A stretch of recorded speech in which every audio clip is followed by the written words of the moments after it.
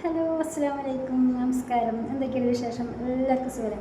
അപ്പോൾ എനിക്ക് മുരിങ്ങക്കനോടും മാങ്ങ അതുപോലെ തന്നെ ചെമ്മീൻ ഇത് വറുത്താണ്ട് കഴുകിയതാട്ടത് ചെമ്മീനും കൂടി വെച്ചിട്ട് നമുക്കൊരു കറി ഉണ്ടാക്കട്ടോ.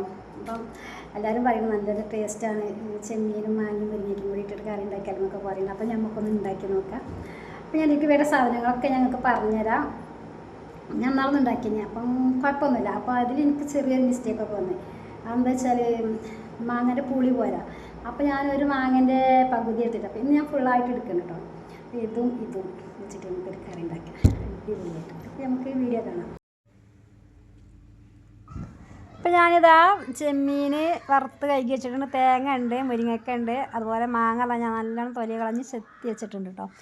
പിന്നെ ഞാനൊരു ചട്ടി അടുപ്പത്ത് വെച്ചിട്ടുണ്ട്. മൺചട്ടിയിലാണ് ഞാൻ ഉണ്ടാക്കുന്നത്.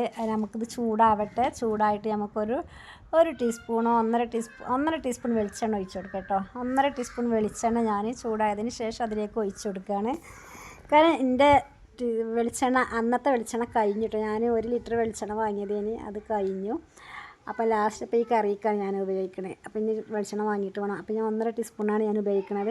അപ്പോൾ അത് ചൂടായതിന് ശേഷം നമുക്കതിലേക്ക് ഒരു ചെറിയ ടീസ്പൂണ് പിന്നെ കടുകും 1/2 ടീസ്പൂൺ ഉലുവയും കൂടി ഇട്ടിട്ട് നല്ലവണ്ണം ഒന്ന് പൊട്ടിച്ചെടുക്കണം കേട്ടോ.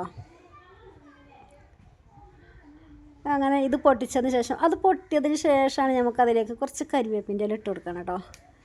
അങ്ങനെ നമ്മൾ കരിവേപ്പിൻ്റെ ഇല ഇട്ട് കൊടുക്കുകയാണ് പൊട്ടിയതിന് ശേഷം. അങ്ങനെ കരിവേപ്പിൻ്റെയും കൂടി അതിൽ കിടന്ന് നല്ലോണം ഇതായിട്ടുണ്ട് കേട്ടോ. ഇനി നമുക്കൊരു 4 പച്ചമുളകും കൂടി ഇട്ട് കൊടുക്കുക. അതൊന്ന് അതിൽ കിടന്നൊന്ന് വഴറ്റിയെടുക്കണം കേട്ടോ. വഴറ്റിയതിന് ശേഷം നമുക്ക് തക്കാളിയും ഇഞ്ചിയും വെളുത്തുള്ളിയും ചതച്ചതും തക്കാളി അരിഞ്ഞതും കൂടി അതിൽ ഇട്ടിട്ട് നല്ലവണ്ണം ഒന്ന് വഴറ്റിയെടുക്കണം. ഇനി നമുക്ക് അതിലേക്ക് ഒരു സവാളയുടെ 1/2 കഷ്ണം ചെറുതാക്കി അരിഞ്ഞതും കൂടി അതിൽ ഇട്ട് കൊടുത്തിട്ട് നല്ലവണ്ണം ഒന്ന് കുറച്ച് ഉപ്പും കൂടി ഇട്ട് കൊടുത്തിട്ട് നല്ലോണം വഴറ്റിയെടുക്കണം കേട്ടോ. കാരണം ഒന്ന് വേവിക്കണം, നല്ലോണം വേവണം കേട്ടോ അതിൽ കിടന്നിട്ട്. അപ്പോൾ നമുക്ക് വേവാൻ വേണ്ടി വേഗം ഉപ്പ് ഇട്ട് കൊടുക്കുക. അങ്ങനെ നമ്മൾ നല്ലോണം ഇളക്കി കൊടുക്കുകയാണ്.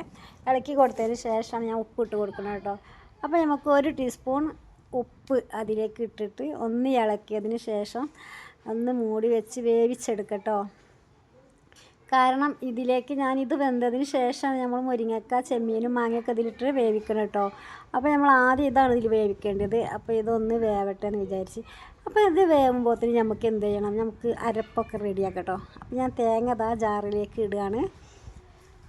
തേങ്ങ ജാറിലേക്ക് ഇട്ടതിന് ശേഷം അതിലേക്ക് ഞാൻ 1 ടീസ്പൂൺ മുളക് പൊടി, 1/2 ടീസ്പൂൺ മഞ്ഞൾപ്പൊടി, 1.5 ടീസ്പൂണ് മല്ലിപ്പൊടി, 1.5 ടീസ്പൂൺ മല്ലിപ്പൊടിയും മഞ്ഞൾപ്പൊടിയും അതുപോലെ തന്നെ പിന്നെ നല്ല ജീരകമല്ല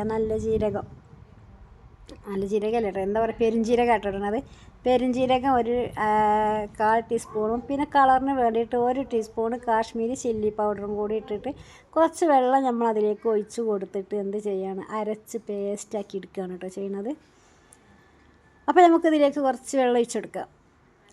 വെള്ളം ഒഴിച്ചെടുത്തിട്ട് നല്ലവണ്ണം അരച്ച് പേസ്റ്റാക്കി എടുക്കണം. അപ്പം നമ്മളിത് അരക്കാൻ നിൽക്കുകയാണ്. അപ്പോൾ അതിന് നമുക്ക് നമ്മൾ അടുപ്പത്ത് വെച്ച ഉള്ളിയൊക്കെ വാടിയണോ നോക്കണം. അപ്പം നമുക്ക് അതൊന്ന് നോക്കിയാൽ അപ്പം അത് നല്ലോണം വാടിയിട്ടുണ്ട് കേട്ടോ. ഇനി അതിലേക്ക് നമുക്ക് മാങ്ങ ചെറുതാക്കി അരിഞ്ഞതും അതുപോലെ തന്നെ മുരിങ്ങക്കായും അതുപോലെ ചെമ്മീൻ പിന്നെ വറുത്ത് കഴുകി വെച്ചതാണ്. അതും നല്ലോണം കൈ കൊണ്ട് നല്ലോണം ഞെരടിയതിന് ശേഷമാണ് നമ്മൾ അതിലേക്ക് ഇട്ട് കൊടുക്കണം കേട്ടോ.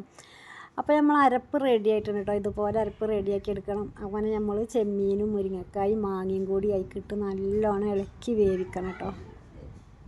അപ്പോൾ നമുക്ക് കുറച്ച് വെള്ളം ഒഴിച്ച് കൊടുക്കണം, എന്നാലേ വേവുള്ളൂ. അപ്പോൾ ഞാൻ നല്ലോണം ഇളക്കി കൊടുത്തിട്ടോ. അപ്പോൾ എനിക്ക് വെള്ളം പോരായുണ്ട്. അപ്പോൾ ഞാൻ എന്താ ചെയ്യാണ്, കുറച്ചും കൂടി വെള്ളം ഒഴിച്ച് കൊടുക്കുകയാണ് കേട്ടോ. അതിൽ കിടന്നൊന്ന് വേവണം അത്.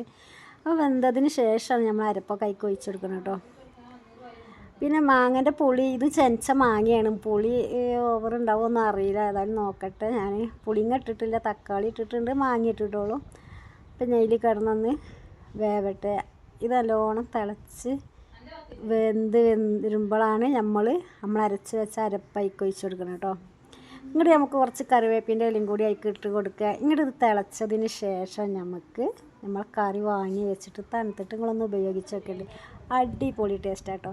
ഇനി അടുത്ത വീഡിയോ ആയിട്ട് ഞാൻ ഉടനെ വരുന്നതാണ്.